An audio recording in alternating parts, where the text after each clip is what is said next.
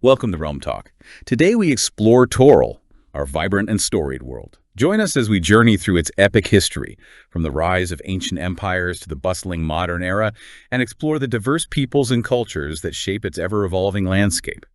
Ronan Greymark, seasoned ranger of the North, here to guide you through the wild places. And Ember Rivenvale, planeswalker and scholar of realms both near and far. So Toril, our world, feels solid enough underfoot, doesn't it? Most folks don't think much past their own farmstead, maybe the next village over, but there's a much bigger picture. Indeed there is. What feels solid is actually a sphere, a ball of rock and water turning in the darkness. It's one body among countless others within the vast expanse we call the prime material plane. Prime material plane sounds grand. Just everything out there. Stars, worlds, the lot. Think of it as an immense cosmic tapestry, unfathomably large, dotted with celestial bodies. Our own Toril is just one part of a smaller pattern within it, the third of 8 spheres known to orbit our sun. 8 spheres, right. And for ages, the sages thought our whole setup, our realm space, was sealed inside a giant glass ball, basically, a crystal sphere. That was the dominant cosmological model for centuries, yes. The idea was that each solar system, each wild space system, was encased in its own immense tangible sphere of crystal, nearly impenetrable. And if you wanted to get from one star's crystal bubble to another, you had to sail through, what was it, phlogiston. Sounds messy. The phlogiston, a theoretical medium described as a sort of flammable, rainbow-colored river flowing through the void between the spheres. Travel was envisioned as navigating these currents. But that's not how it works now, is it? Something changed. The stars feel closer sometimes, or maybe just different. Our understanding has undergone a significant shift, particularly following the events around the late 15th century. Deiger observations, and perhaps certain planar disruptions, suggest that many of those crystal spheres may have been shattered, or perhaps made permeable. Shattered, like broken glass on a cosmic scale. What does that mean for travel? Is the phlogiston gone? The implications are still being studied, but the phlogiston seems to be not the relevant medium anymore.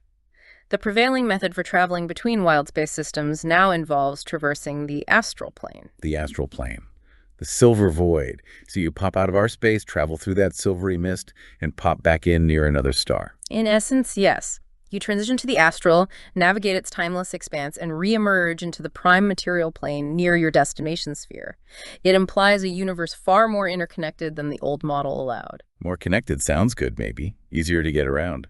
Or does it just mean more trouble can find us? Both, potentially. New frontiers are open, knowledge can be shared more readily, but barriers that might have kept certain dangers contained are now porous at best. Entities and forces from distant spheres or even other planes entirely might find passage easier. It necessitates a complete reevaluation by navigators, planar scholars, everyone. The cosmos feels larger and perhaps more perilous. Aye, perils aplenty, even without looking up. Let's bring it back down to Toril itself, the sphere we're standing on. It's huge. Even just knowing one part of it is a life's work. The sheer scale is difficult to grasp. Consider the pole's vast caps of ice, extending so far they shape the climate of temperate lands far to their south. And the poles themselves, interestingly, seem to lack major land masses beneath the ice. And what counts as a continent? Seems folks argue about that. One map calls Mazdaca a continent, another calls it just a big island stuck off the side. Politics, I suppose? The definition is certainly fluid. Continent, subcontinent, large island. These terms often reflect historical perspectives, political claims, or simply the extent of the mapmaker's knowledge as much as pure geography. Cartography itself is a living record of discovery, ambition, and shifting power dynamics. Mazdaca is an excellent example of this ambiguity. Still, most agree on the main chunks of land. There's the massive one we're on, stretching from Faerun here in the west, all the way over to Karatur in the east, and Zakara hanging off the south. That interconnected supercontinent is certainly the most widely known. Faerun, Karatur, and Zakara form its primary components. Then, across the Great Western Ocean, the trackless sea, lie the relatively newer discoveries, from a Faerunian perspective, of Mazdaca and Ankarum. Newer discoveries, aye. Full of folk who knew they were there all along. And then there are even more distant lands. Kadashaka, down south. And Osei, way out east, past Karatur. Places wrapped in mystery. Katoshaka, south of Mazdaca, often called the Dark Continent, though whispers also name it the cradle of humanity. And Osei, far across the eastern sea, a land said to be intrinsically linked to the Dreamtime, the plane of dreams. And beneath all these surface lands, the immense, dangerous realm of the Underdark. The Underdark. Right? A world beneath the world. Dark, dangerous, full of things best left undisturbed. Not exactly Prime Ranger territory. It's a vast subterranean expanse, layers upon layers of caverns, tunnels, and sunless seas, with its own unique, often hostile ecosystems and civilizations. Each major region of Toril, surface and below, has its own distinct character. Karatur's ancient empires, Zakara's unified culture and genie lore, Mastika's history of collision between native cultures and invaders, Ankarom's savage frontier, Karashaka's deep enigmas, Ossi's dream-touched nature, and the shadowed complexities of the Underdark. Let's start here then. Faerun, where most of the maps get drawn, you might say. The heart of known civilization. It's definitely civilized in places and very wild in others. Faerun occupies the western portion of the main supercontinent. It certainly sees itself as central, though its history is one of constant fragmentation and reformation. The ancient Elvish name, meaning one land, feels almost poignant given the reality. It's undeniably a crucible where cultures clash, blend, and forge new identities. And the land itself. It's got everything. Freezing glaciers and mountains like the spine of the world up north. You need grit to survive there. Head south, and you hit steaming jungles in Chult, or the warm, magic-heavy coasts of Haurua. Huge contrasts.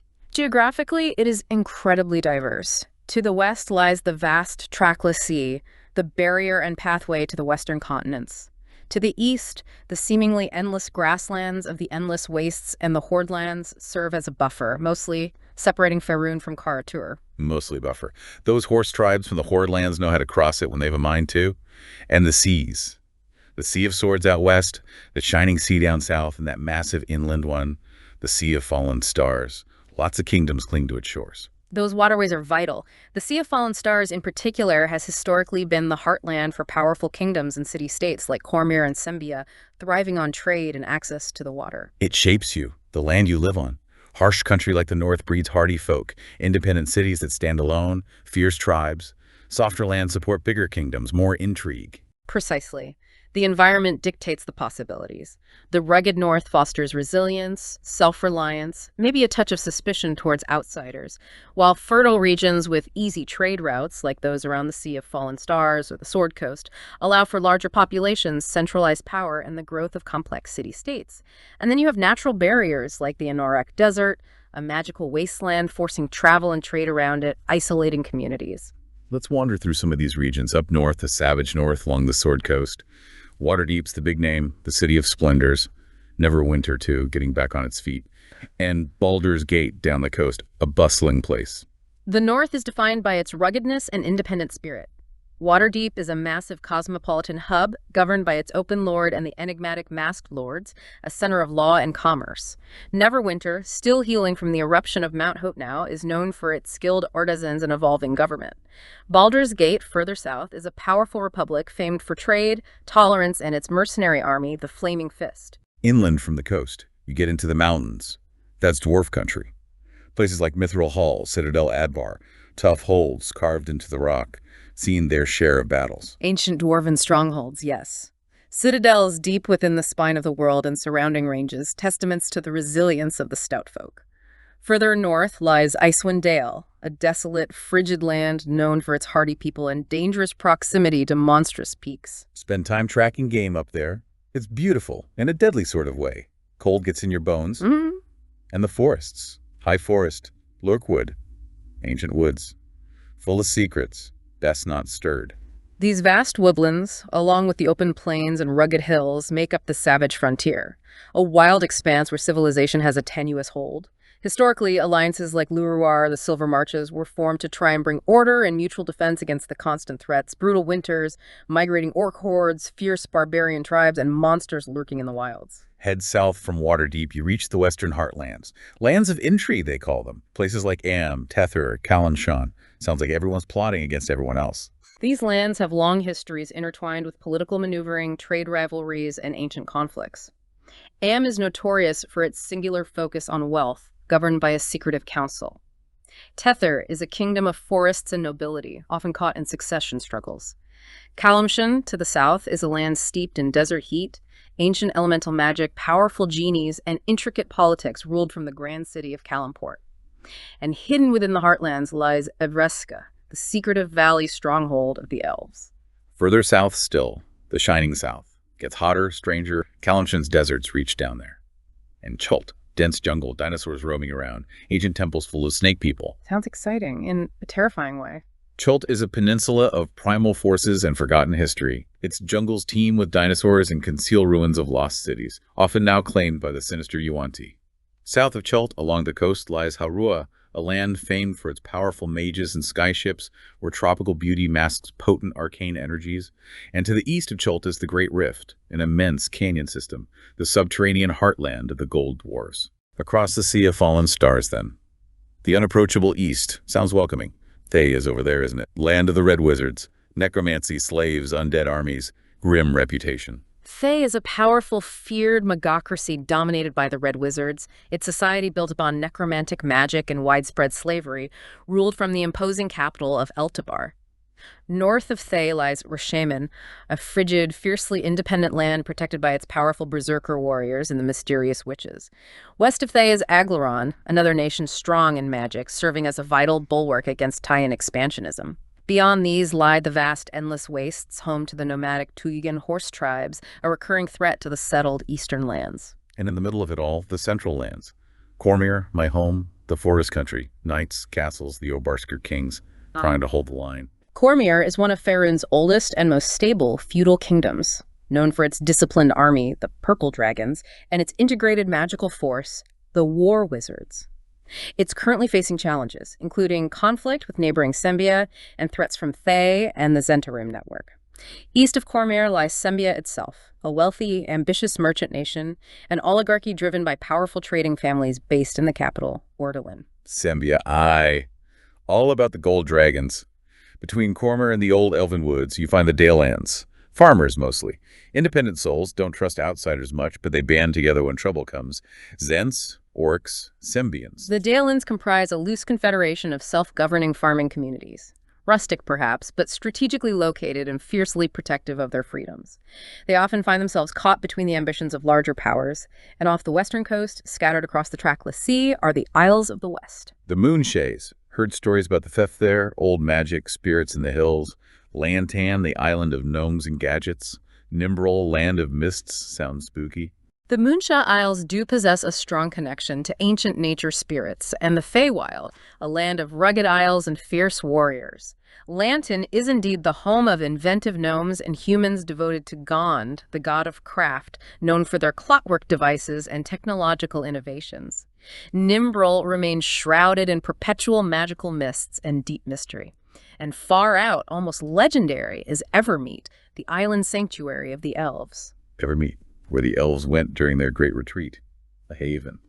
Speaking of the past, Faerun feels like it's built on layers of older civilizations, ruins everywhere, old stories. The weight of history is palpable. Consider the great human empires of antiquity, Netheril and Imaskar. Their rise and fall profoundly shaped the world we know. Netheril, that's the one with the flying cities, started as fishing villages, Yeah. taught magic by elves. Precisely. Simple communities transformed by the discovery of the Nether Scrolls, ancient artifacts that granted them unimaginable arcane knowledge. Their power grew exponentially. Flying cities sound impressive, but all that power usually leads to pride, doesn't it? And then a fall. It bred incredible arrogance. They achieved wonders, integrating magic into every facet of life. But their ambition led them into conflict with the Faerun, ancient subterranean creatures whose magic drained life from the land, creating deserts. And the big finale. Karsus, the arch-wizard who tried to become the god of magic himself. Bit greedy. Karsus' folly, an act of supreme hubris with catastrophic consequences. His attempt to usurp the power of Mistral, the goddess of magic, tore the weave itself apart, causing magic everywhere to fail or run wild. Mistral sacrificed herself to stabilize it, reforming as Mistra. And that's when the cities fell. Boom. Created the Anar Desert. The failure of the magic holding them aloft sent the Netherese cities plummeting to earth, their impact scarring the land and creating the Great Desert and Narok. A stark warning about unchecked power. Yet one city, Sultanthar, known later as Shade, escaped by shifting into the Shadowfell. It survived for centuries, its people becoming infused with shadow, eventually returning to Toril in 1374 DR, a lingering, dangerous echo of the past. Across the world, the Umaskari Empire. Different approach. Artifice, portals, slaves. Imaskar, located further east, excelled in artifact creation and mastering planar portals. They built their empire by conquering and enslaving peoples transported from entirely different planes of existence. And eventually, the slaves fought back, brought their own gods with them, the Mulan and Untheric peoples. Exactly. The enslaved populations rose up, aided by their powerful deities who manifested physically on Toril to challenge the Amescari. This divine retribution, combined with the slave revolt, led to the utter collapse of the Amescar Empire on the surface. Another empire built on cruelty, ending in ruins. Seems to be a pattern. Power derived from exploitation often contains the seeds of its own destruction. The nations of Mularand and Unther, with their distinct pantheons, stand as direct descendants and consequences of Amascar's fall. Like Netheril, however, a remnant survived. Some Amescari fled into the Underdark, founding the hidden city of Deep Amescar, preserving their culture and knowledge beneath the Earthroot region, protected by potent magical seals. So the past never really dies, it just goes underground sometimes. Long before humans built empires like that, there were the elder races, elves and dwarves. Telkasur, the elves called themselves. The elves were among the first to establish great civilizations on Faerun, empires known for grace, artistry, and mastery of magic. Erivandar and Myritar were two of the most prominent early elven realms. Erivandar, the sun elves. Proud folk, used high magic. Sounds like their pride got them into trouble, fighting other elves. Erivandar's ambition, particularly among the Vishan clan, was a major factor contributing to the Crown Wars, a series of devastating conflicts between elven nations that spanned millennia. That's when the Drow split off, when Underground started worshipping Loth. The Crown Wars culminated in the descent of the Drow, their sundering from other elves in exile into the Underdark following their embrace of Loth.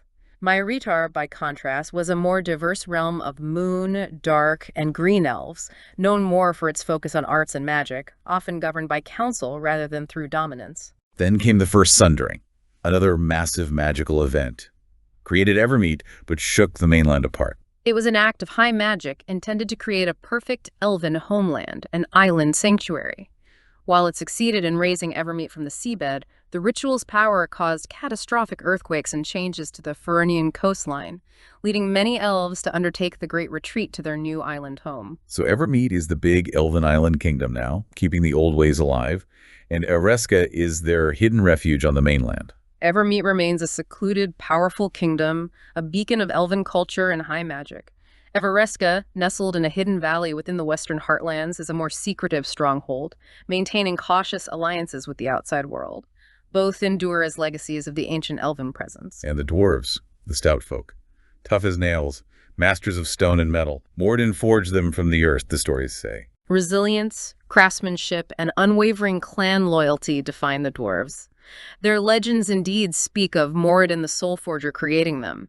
They, too, had ancient, sprawling kingdoms, such as Shanatar in the south, a powerful overkingdom composed of 8 subkingdoms, founded after a great migration from the Underdark led by Tark Shenat. The Great Rift down south, that's their main stronghold now. The Gold Dwarves live there, deep underground. The Great Rift is the center of Gold Dwarf civilization today, a vast subterranean kingdom within an immense canyon system, focused around cities like Underhome. In the north, Citadel Adbar stands as a formidable bastion, a remnant of the ancient shield dwarf kingdom of Delzoun, renowned for enduring centuries of orc sieges. Mithril Hall, too, famous for its ore. The dwarves hold fast in their mountain homes. They endure. Their strength lies in that endurance, their ability to carve out lasting kingdoms deep within the mountains, weathering the ages. But these days, it feels like humans make the most noise. Kingdoms rise, fall, change shape constantly. Waterdeep, the city of splendors up north. What's the feel of the place? Waterdeep is immense, bustling, a true melting pot. Governed by laws, guilds, the open lord currently Laeral Silverhand, and the secretive masked lords. It's a dominant force in trade and politics on the Sword Coast, still recovering from recent upheavals, but undeniably powerful. Always hear about trouble brewing there, too.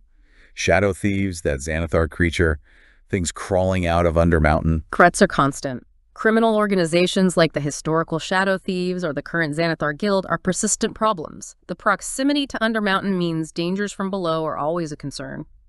Waterdeep anchors the Lord's Alliance, a vital pact for northern stability. Baldur's Gate, down the coast. Big trade city, too, but feels rough around the edges, maybe. Baldur's Gate projects a different atmosphere. A republic ruled by a council of 4 dukes and an elected parliament. Known for its pragmatism, sometimes bordering on ruthlessness in trade and politics. It's generally tolerant but possesses the formidable Flaming Fist mercenary company. It navigates complex rivalries with Luskan pirates, and even Waterdeep merchants, also a key member of the Lord's Alliance. Cormyr, the forest country, my home, feels solid. Kingdom ruled by the Obarskors, defended by the Purple Dragons and the War Wizards. Facing trouble with Sembia now, I hear. Cormyr is indeed a cornerstone kingdom, known for its feudal structure, strong military, and integrated arcane support. It faces significant external pressures, the ongoing war with Sembia, insidious influence from Thay and the Zentarum, remnants of Shade, and even internal political pressures pushing for change. It maintains cautious alliances, especially with the Dalelands and within the Lord's Alliance framework. East of us, Sembia. Merchants run that place, don't they? All about the coin. Aggressive lot. Sembia is defined by its mercantile oligarchy. Wealthy, often ruthless merchant families hold power, styling themselves nobility. Driven by profit and expansion, they are currently at war with Cormyr and view Thay primarily as an economic competitor. Am down south sounds similar. Obsessed with gold. Am takes mercantile obsession to an extreme. Governed by a secretive council of 6, its primary focus is wealth accumulation. Historically expansionist, especially overseas, though its military follow-through can be inconsistent. The Shadow Thieves hold significant clandestine power there. Its colonial ventures, like in Mastica, ended badly. Back north, Luskan. The city of sails. Mostly pirate sails. Lawless place, run by pirate lords and those arcane Brotherhood wizards. Luskan lives up to its reputation. Effectively a kleptocracy ruled by a council of powerful pirate lords, marked by lawlessness and danger. The Arcane Brotherhood wields considerable magical influence from their towers. Luskan is a constant menace to shipping along the Sword Coast, targeting powers like Waterdeep and Neverwinter. Neverwinter. Heard it got hit hard by Mount Hope now, erupting, rebuilding still, under Lord Neverwinter. Lord Protector Dougalt Neverwember spearheaded the initial, difficult rebuilding after the Cataclysm. Neverwinter is known for its skilled craftspeople and cosmopolitan population, now evolving its governance. Neverwember is seen as effective, if perhaps stern. It's part of the Lord's Alliance, facing threats common to the north. Silvery Moon, also up north. Different kind of place entirely. City of learning, magic, peace. Silvery Moon strives to be a beacon of culture, learning, and tolerance in the harsh north. A democratic magocracy or republic valuing liberty, currently led by Lord Mathramar Eresime. Still influential despite the fall of the Silver Marches, it remains a pillar of the Lord's Alliance, allied with groups like the Harpers, facing constant pressure from orcs and other northern threats. The Daylands, neighbors to Cormyr, independent farmers, wary of outsiders, tough folk, stand their ground. A confederation of independent communities, united by the Dales Council mainly for defense. Rustic, strategically vital, often caught in the middle of larger conflicts. They have historical ties to the Elves of Corminthor and view powers like Cormyr and Sembia with deep suspicion. Key enemies include the Zentarum and Thay. That Silver Marches thing. The alliance up there. It fell apart. Too much pressure. The Confederation of Lururor, the Silver Marches, was a noble effort at unity, formed for mutual protection against the overwhelming threats of the North. Led for a time by a Lustral Silverhand, it included Silvery Moon, dwarven citadels, and human settlements. But internal disagreements, particularly the withdrawal of key dwarven states after military disasters, combined with relentless pressure from orc hordes and drow, led to its dissolution in 1488 DR. A reminder of how fragile alliances can be in the face of persistent existential threats. Right. That covers a lot of the surface politics. Now, back down below, the Underdark. It's not just caves, is it? Yeah. It's immense. Immense is an understatement. It's a multi-layered subterranean world. Vast caverns connected by twisting tunnels, underground rivers, even sunless seas stretching for miles. It descends deep, deep below the surface we know. A world without sun. Strange plants, strange creatures, things adapted to the dark. Entire ecosystems based on phosphorescence, strange fungi, geothermal heat, and senses other than sight. Travel is exceptionally dangerous, navigating treacherous terrain in absolute darkness, facing perils unknown on the surface. And there are distinct regions down there, too, like shadowy continents. The buried realms beneath the Anarok Desert, old Netherese ruins down there. The buried realms contain exactly that remnants of fallen Netheril, now stalked by Farum beholders, including the infamous beholder city of Utul.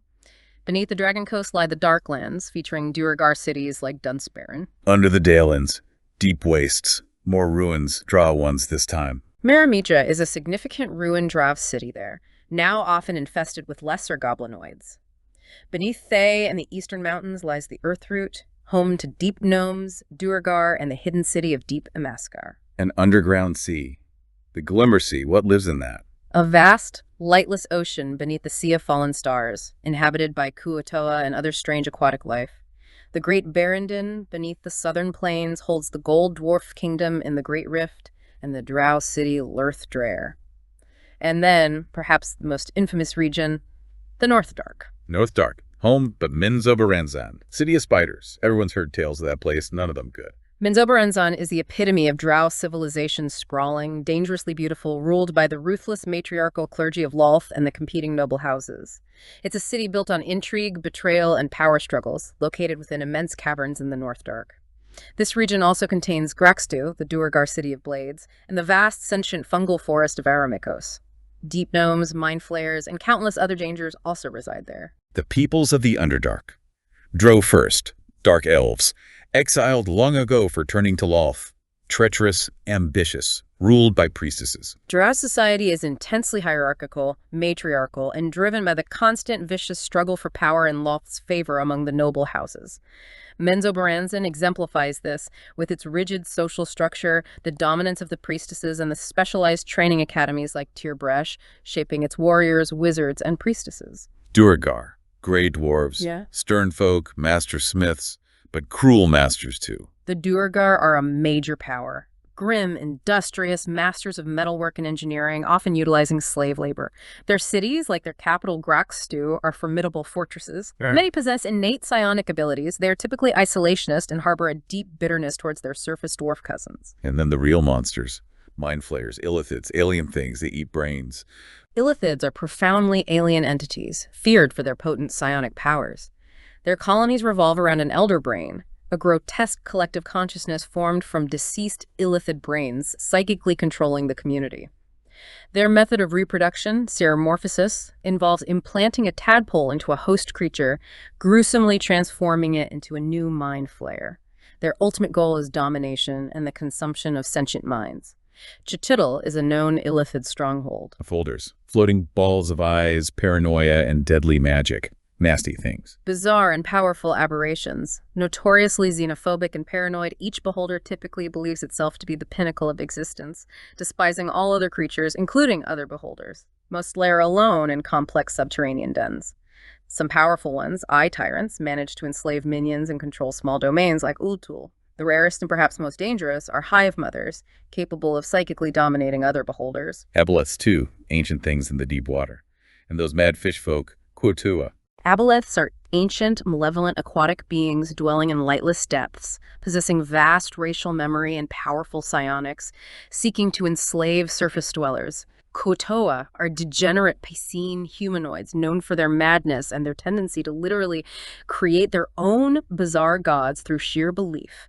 And amidst these horrors, the Sverfneblin, the deep gnomes, strive to survive in hidden communities, navigating the dangers through stealth and caution. Sounds like the Underdark is just a darker, nastier version of the surface world. Same ambitions, same fights for power, just with more teeth and tentacles and no sun. There are parallels, certainly. Complex civilizations with deep histories vie for power, shaped by the eternal darkness, scarcity, and pervasive threat. Strength, cunning, and devotion to dark gods like Lolth are often paramount virtues. The presence of ruins from fallen surface empires like Netheril and Amaskar provides a tangible link between the worlds. The Underdark is both a refuge for the defeated and exiled, and a potential staging ground for invasions against the surface. Its unique magic and alien philosophies add undeniable depth and terror to Toril. Right, enough darkness for now. Let's head east, far east, past Faerun, past the Horde lands. Karatur. Big empires over there. Karatur lies beyond the endless wastes and the formidable barrier of the Yamal Mountains. It's a vast continent, the most populous on Toril, home to ancient and sophisticated civilizations quite distinct from those in Faerun. Part of it seems to be big river plains, fertile land, lots of people. Indeed. The Three River Basin and the Amma River Basin are incredibly fertile, supporting huge populations and extensive agriculture. These waterways flow eastward towards the Celestial Sea.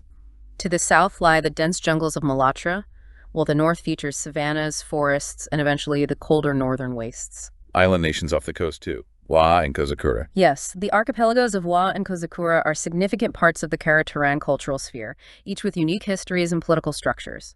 The Broken Isles form another chain further out. The dominant power is Sholong. Sounds ancient, powerful. Sholong is the largest and historically most influential empire, boasting a history stretching back millennia through various dynasties. It's governed by a complex bureaucratic system, overseen by a chancellor and ministries, with a nominally ruling emperor. They built that huge wall, the Dragon Wall, didn't they? Keep the nomads out. The Dragon Wall protects its northern and western borders, yes. Show culture emphasizes honor, duty, family loyalty, and often employs indirect strategic approaches to conflict. Their religion involves the celestial bureaucracy pantheon and the philosophical path of enlightenment, focusing on balance. South of them, Tulung broke away after a war, still rivals. Tulung seceded from Sholung decades ago after a major civil war. Ruled by a southern emperor claiming legitimacy over all Kara-Tur, it has prospered under reforms and exerts influence southward. A tense Cold War persists between Tulung and Sholung, despite an official armistice. And the island nations. Kozakura. Yeah. That's one with lords fighting each other. Daimyos. Kozakura, the little cherry blossom, has a history marked by conflict between regional lords, daimyos, vying for the title of shogun and control over the archipelago. It's more open to foreign trade than Wa, and known for its arts. Religion centers on the 8 million gods, an animistic pantheon. Wa is the closed-off one. Military rule suspicious of outsiders. Wa is unified under a powerful shogun with the emperor as a figurehead. It's a highly militarized, hierarchical society where samurai hold high status. Law and order are strict. Wa practices extreme isolationism, distrusting foreigners, even those from Kozakura. They have, however, recently invested in naval power. And Tabet, up in the mountains, land of monks following the path of enlightenment. Tabat is a theocracy founded by monks seeking refuge, located in the Himal Mountains west of Sholung. Society is based on the path of enlightenment, ruled by the spiritual leader, the Lord of the Oceans. It's technically a vassal state of Sholung, but focused on religious peace. So Kara-Tur is dominated by Sholung's influence. But places like Tulung, Wa, and Kozakura carve out their own spaces, have their own conflicts, old empires, old rivalries. It's a dynamic balance. Sholung's ancient power casts a long shadow. But the secession of Tulung, Kozakura's internal fragmentation, and Wa's determined isolationism show a continent defined by the interplay between imperial ambition and strong regional identities, all steeped in long traditions. All right, let's swing south. That peninsula below Faerun and Kara-Tur. Zakara, land of fate, deserts, genies.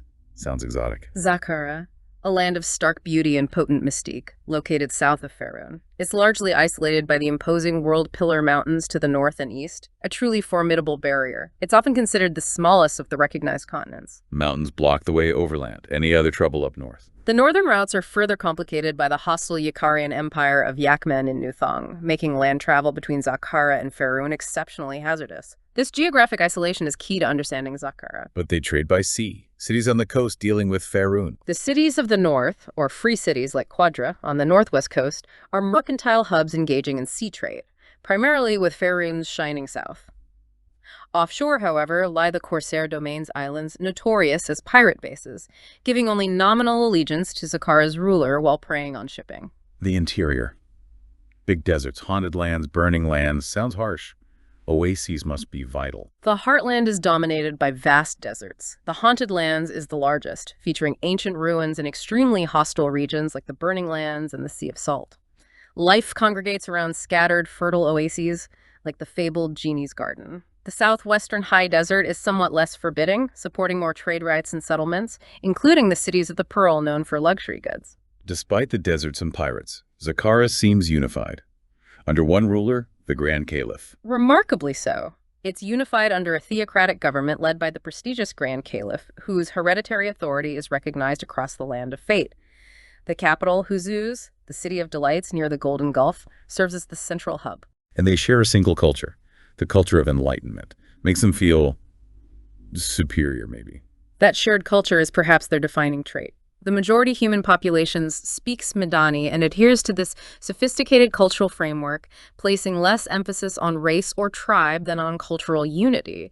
This cohesion does foster a sense of civilizational superiority, leading them to view most outsiders as barbarians. And genies are everywhere. Jinn, Afrit. part of everyday life, not just stories. The influence of genies is pervasive and tangible. Jinn, Ifrit, Merid, Dao, John, they actively meddle in mortal affairs, granting wishes, causing trouble, serving powerful mages called shairs who bind them. Tales of genie magic, haunted ruins, and fickle fate are woven into the very fabric of Zakaran existence. So, isolated by mountains, unified by culture, and a caliph with genies stirring the pot. That explains the distinct feel. Land of fate indeed. The combination of geographic isolation, cultural cohesion under the Caliph and the Enlightenment, and the constant, unpredictable influence of powerful genies has forged a truly unique civilization. Their sense of destiny, reflected in the name Land of Fate, feels deeply ingrained. Across the trackless sea now, to the west, Mastica. The true world, as people called it.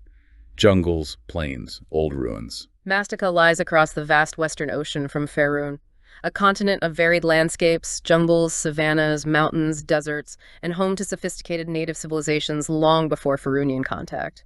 It's bordered by Ankarom to the north and Lopango to the south. Diverse land. Jungles in the east, Payet. Plains and valleys in the middle, Nexal. Deserts north and south. Highly varied terrain. Eastern Payet features savannas and dense jungles. The central heartland, including the fertile valley of Nexal, supported numerous city-states and agricultural societies. The House of Tesca Desert lies to the south, the sands of Itzcala Desert to the north. Different native groups, too. Payet's known for art, stone cities. Nexalen's more warlike. The Payets of the east had a rich tradition of learning, astronomy, art, and impressive architecture.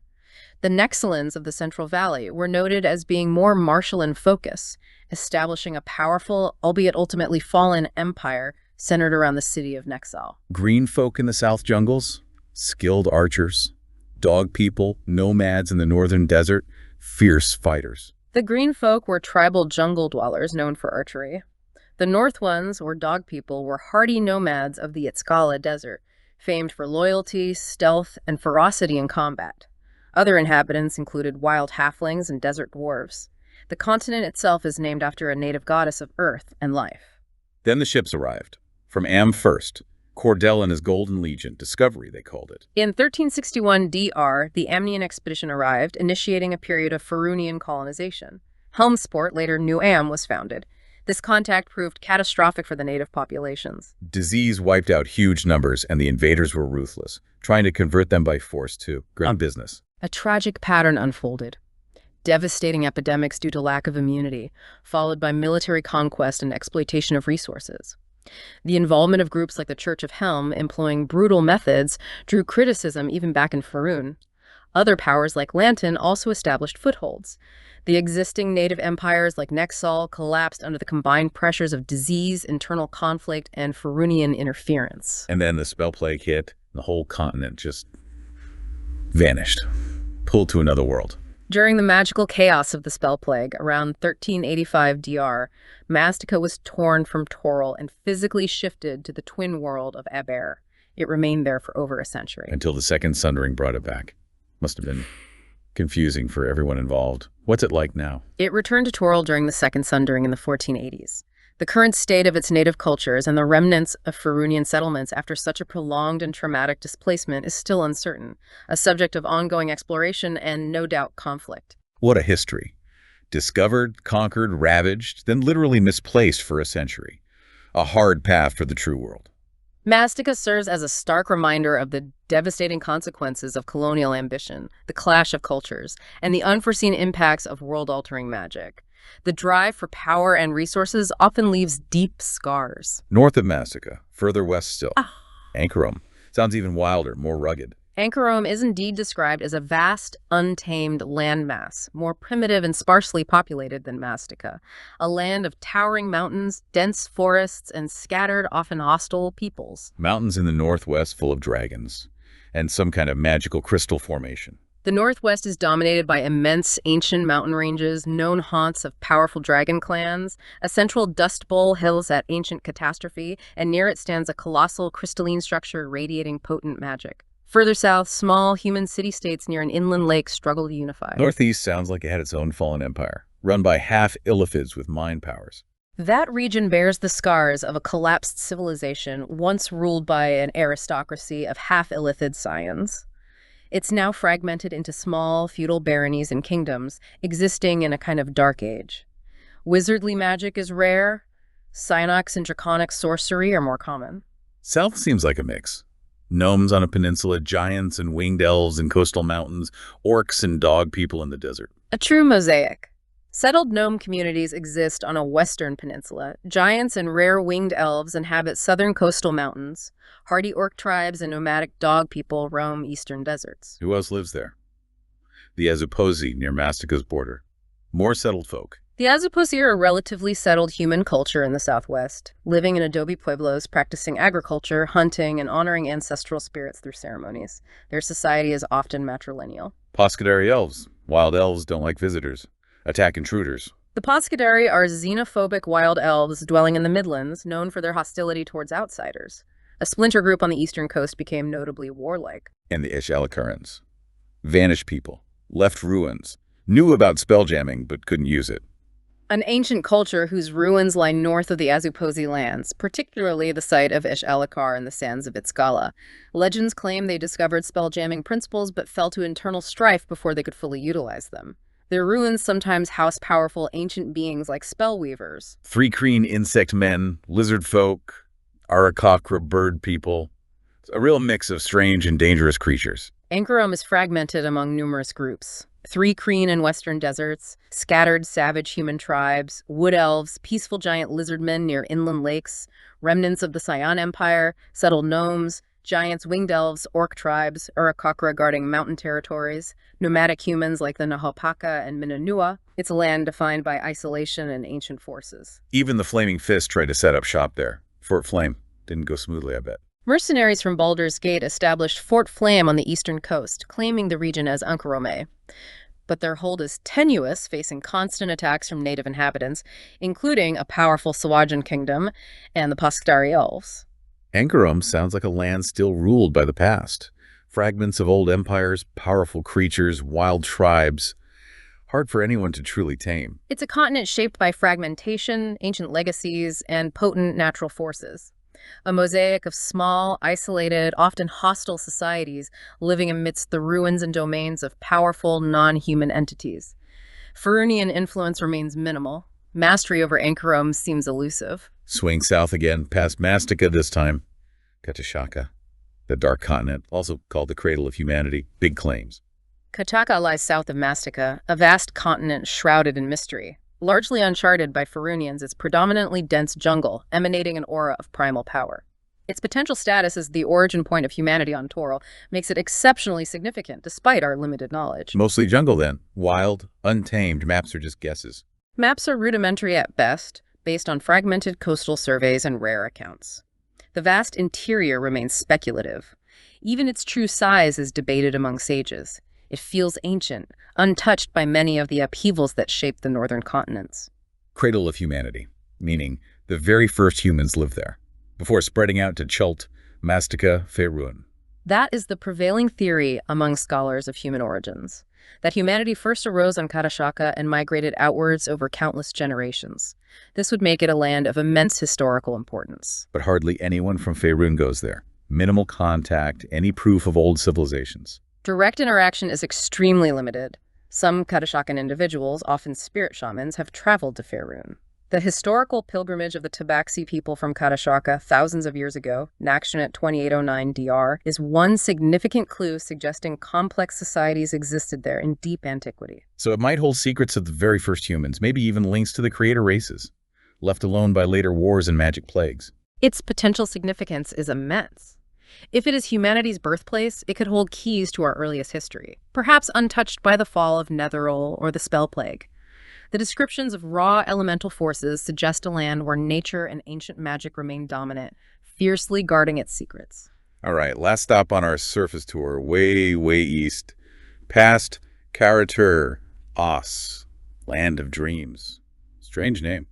Aussie lies across the vast eastern sea from Karatur, another great enigmatic continent. Some planar scholars note parallels to a world called Australia in other realities. Its most defining feature is its profound connection to the Dreamtime. The Dreamtime. Plane of Dreams. How does a whole continent connect to that? Theories suggest Os may have formed around the physical remnants of a slain primordial entity associated with dreams killed during the ancient Dawn War. This violent dream-focused genesis supposedly left the veil between the waking world and the dream time exceptionally thin there. So the dream time isn't just where thoughts wander during sleep. It's a real place. It's understood as a metaphysical dimension, shaped by consciousness, where time is fluid and reality mutable. It touches all minds, but is perilous to navigate. On Os, that connection is far more direct, almost tangible. And the people there, the Ekadan, live underground, connected to this dream time. The native Ekadan are humanoid tribes dwelling in complex underground burrow systems. Their culture is deeply spiritual, centered on the dream time, which they consider the true reality, with the waking world being merely an echo or dream.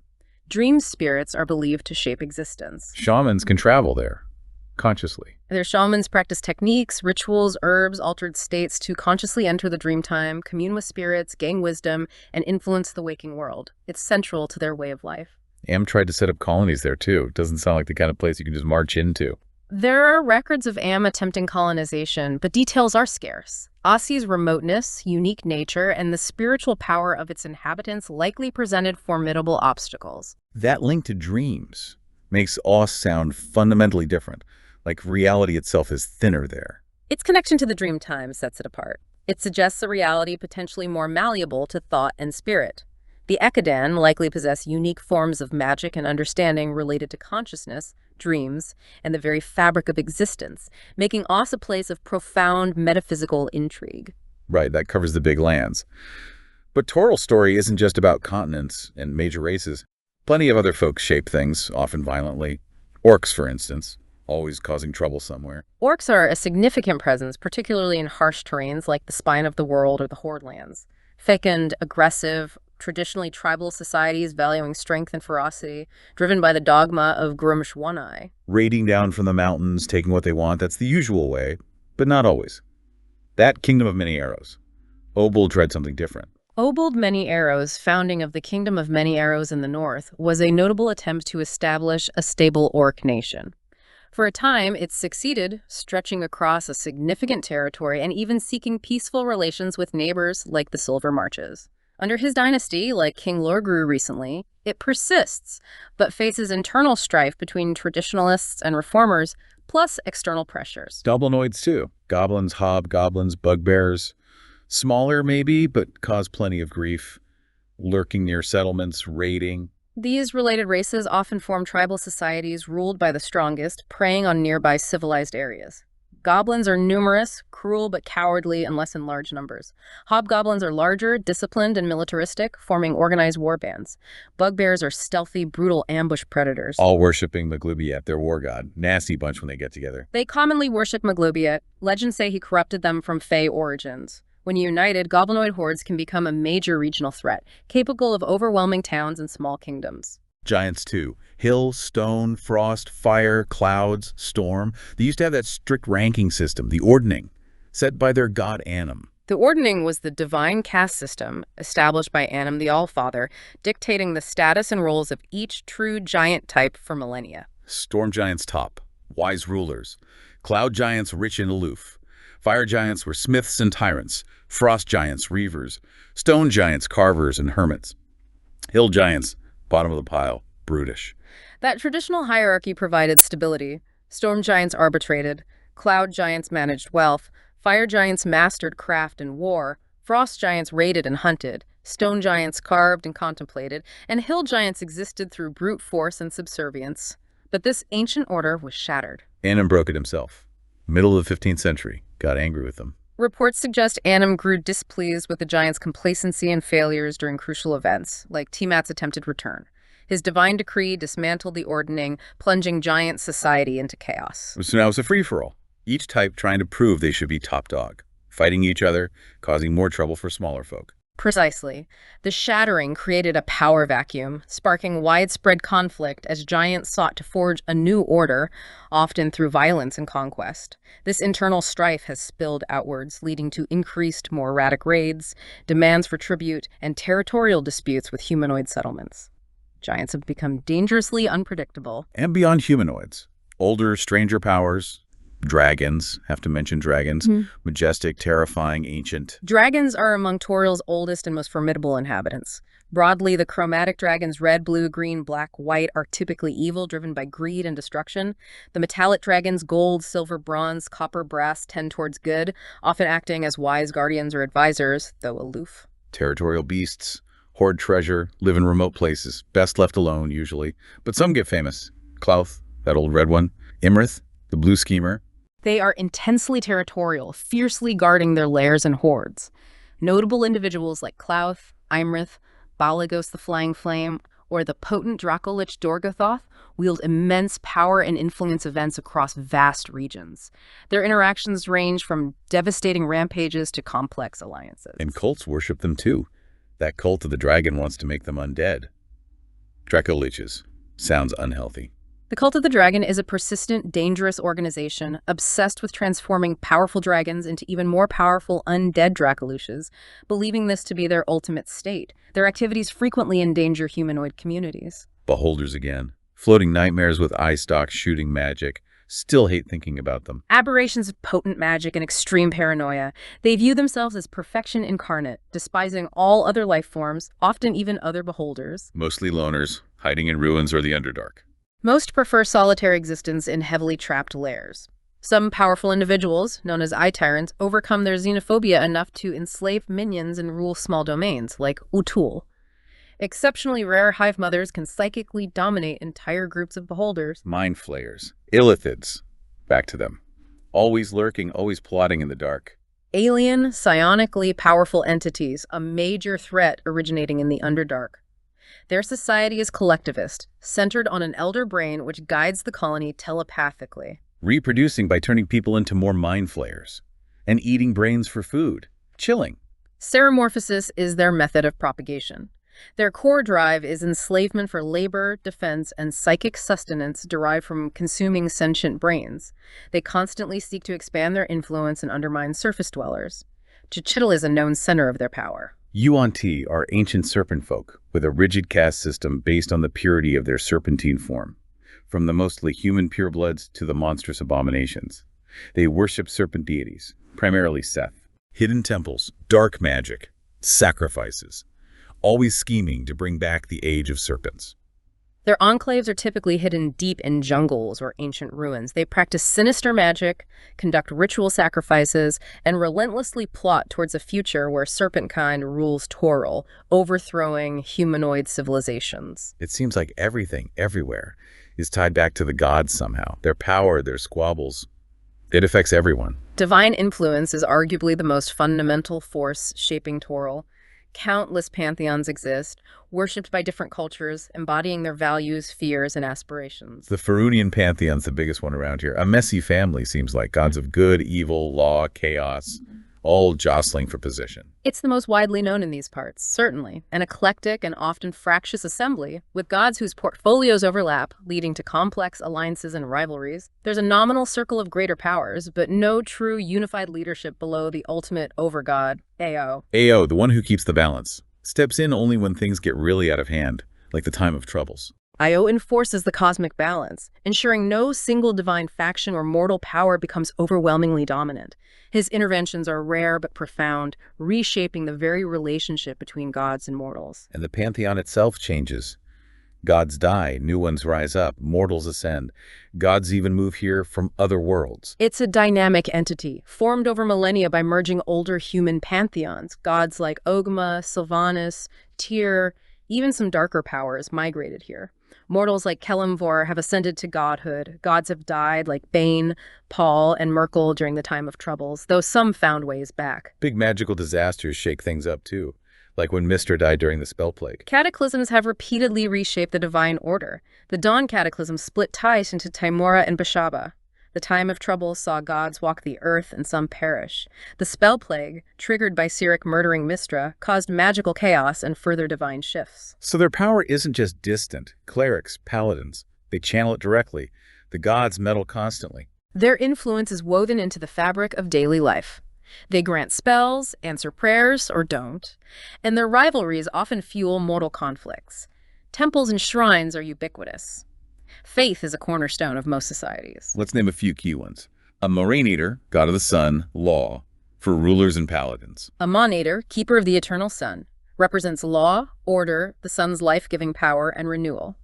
Worshipped by those who uphold law and rely on the sun's cycle. Bane, tyranny, strife, a god for conquerors and bullies. Bane, the Black Hand, embodiment of tyrannical rule, hatred, and fear. His followers seek power through domination and strife. Bashaba and Timora, bad luck and good luck, the split goddess. Indeed. Bashaba, maid of misfortune, revels in random accidents and ill fate. Timora, Lady Luck, favors boldness, skill, and adventurers. Two sides of the same original coin. Tice. Hilm, the Watcher, god of guardians, protectors. Stern maybe, but reliable. Helm, the Vigilant One, embodies watchfulness, protection, and guardians. A lawful neutral deity revered by sentinels and those who stand against threats. Mistra, magic itself, vital for any wizard or sorcerer. Mistra, the Lady of Mysteries, goddess of the weave, the very structure of magic. Her state directly impacts all spell casting across Toril. Her death and rebirth have had profound consequences. Shar, darkness, loss, secrets, sounds like a goddess for miserable folk and those who like the dark. Shar, mistress of the night, an ancient nihilistic deity of darkness, night, secrets, loss, and forgetfulness. Strong presence in the Underdark and among those who embrace oblivion. Torm, the loyal fury, god of duty, loyalty, paladins look to him. Torm the True represents duty, loyalty, courage, and self-sacrifice in the name of good and law.